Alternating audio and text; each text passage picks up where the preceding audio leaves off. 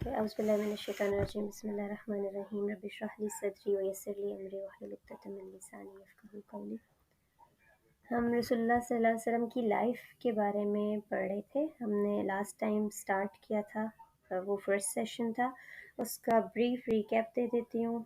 तो हमने हज़रत इब्राहीम अलैहिस्सलाम की लाइफ से स्टार्ट किया था बात को कि किस तरह से वो आए, हज़रत इस्माईल को वहाँ पर आबाद किया, खाना काबा बनाया, और फिर हज़रत इस्माईल अलैहिस्सलाम की वहीं पर शादी हुई और आगे नस्ल बढ़ी।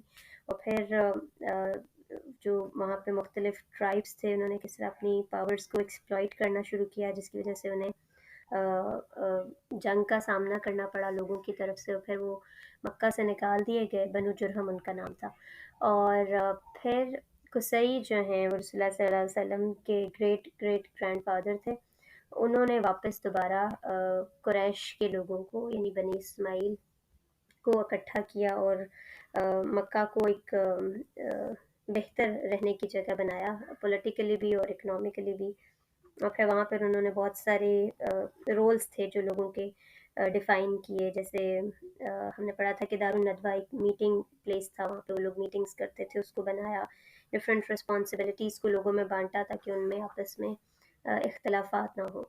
और कुरान पाक में जो आयत है, सॉरी सूरत है, सूरह कुरैश, उसको भी हमने डिस्कस किया था कि अल्लाह ताला अपनी उन नेमतों का ज़िक्र करें जो उन्होंने कुरैश के ऊपर की हैं, जिसकी वजह से उनकी बहुत ज़्यादा रिस्पेक्ट थी सोसाइटी में, और ना सिर्फ मक्का में बल्कि इर्द गिर्द की बाकी रीजन्स में भी वो पीसफुली ट्रैवल कर सकते थे। और उस रिस्पेक्ट की वजह बेसिकली खाना काबा थी कि अल्लाह ताला ने वो घर वहाँ पर आबाद किया था, फिर उनको उनका मुतवल्ली बनाया, जिसकी वजह से फिर वो रिस्पेक्ट ले सकते थे और इजीली ट्रैवल कर सकते थे, और उनके साथ भी जो कबाइल मुंसलिक हो जाते थे उनकी उसी तरह से रिस्पेक्ट होती थी। फिर हमने ये भी देखा था कि किस तरह से जो कबाइली ज़िंदगी थी मक्का में लोगों की गुजर रही है, और उसके कुछ प्रॉज एंड कॉन्स होते हैं, कुछ अच्छी बातें हैं, जिस तरह से वो मेहमान नवाज बहुत ज़्यादा थे, सखावत करते थे, हत्ता कि अगर वो जुआ खेलते थे और उसके बाद वो जीतते थे तो उससे जो उन्हें प्रॉफिट मिलता था उसको भी गरीबों पर लगाते थे। और शराब नोशी जब करते थे तो उसमें होता है कि इंसान बहुत ज़्यादा अपने सेंसेस में नहीं रहता, तो उस सिचुएशन में भी वो खर्च करते थे, यानी शराब के नशे में।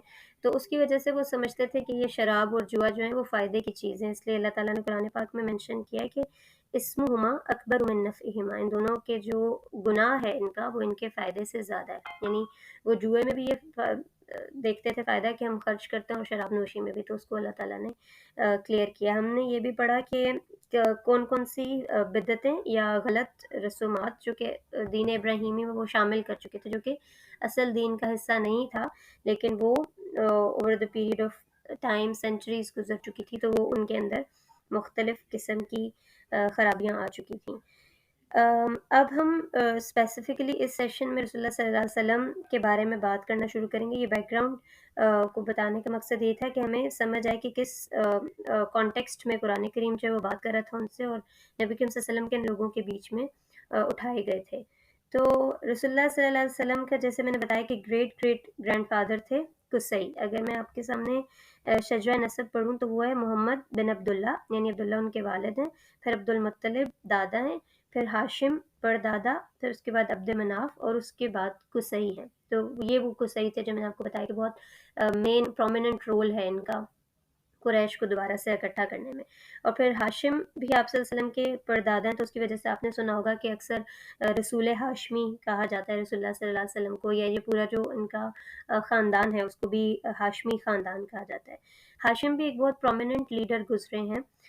उनका असल नाम जो है वो अमर था, लेकिन वो इतने ज़्यादा सख़ी थे कि जब हाजी आते थे सफ़र के लिए तो वो जैसे कह लें रोटी तोड़-तोड़ के उन्हें पेश करते थे। और एक वो ख़ास तरह का सालन बनता है वहाँ पे अरब में कि जिसमें शोरबे के अंदर रोटी को तोड़ के भिगो के खाया जाता है।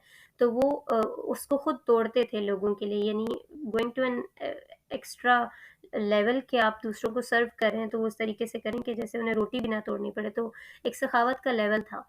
तो हाशिम असल में तोड़ने वाले को कहते हैं, तो उसकी वजह से फिर उनका नाम हाशमी बन गया, यानी हाशिम बन गया, और फिर आगे से कबीले को ہاشمی کہا جانے لگا۔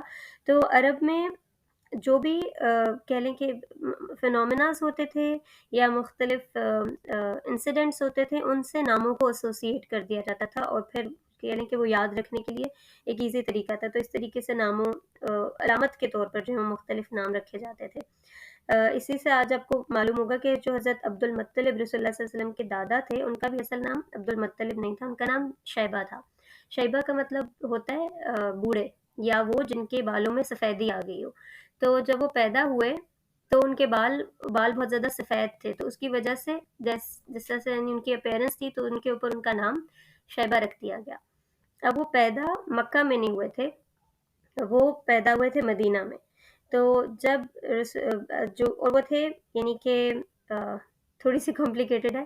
ہاشم گئے تھے مدینہ، انہوں نے وہاں پہ شادی کی، وہاں پہ پھر ان کا بیٹا پیدا ہوا۔ تو ہاشم کی ڈیتھ ہو گئی کچھ عرصے میں۔ تو جب ان کے بھائی کو معلوم ہوا کہ ان کے بھائی کا بیٹا یعنی ہاشم کی ڈیتھ ہو گئی تھی، اور ان کے بھائی جو ہیں ان کو پتہ چلا کہ ان کا ہاشم کے جو ایک بیٹے ہیں وہ وہاں پر مدینہ میں، تو وہ ان کو لینے کے لیے گئے۔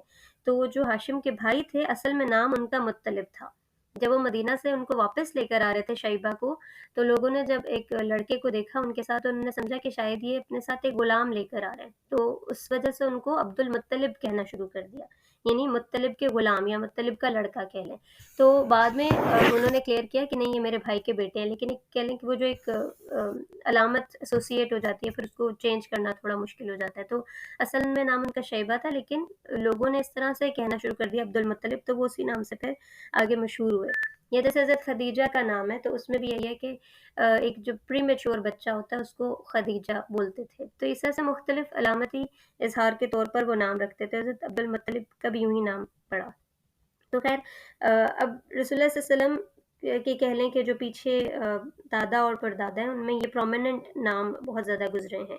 اب تھوڑا سا ذکر کر لیتے ہیں حضرت عبد المطلب کے بارے میں۔ تو جیسے ہم نے پہلے کہا کہ قصی نے جب بانٹے تھے مختلف رسپانسبلٹیز، تو اس میں جو رسول اللہ صلی اللہ علیہ وسلم کی جو فیملی ہے، ان کے حصے میں جو رسپانسبلٹی آئی تھی وہ حاجیوں کو کھانا کھلانا اور پانی پلانا، مور امپورٹنٹلی پانی پلانے کی رسپانسبلٹی آئی تھی۔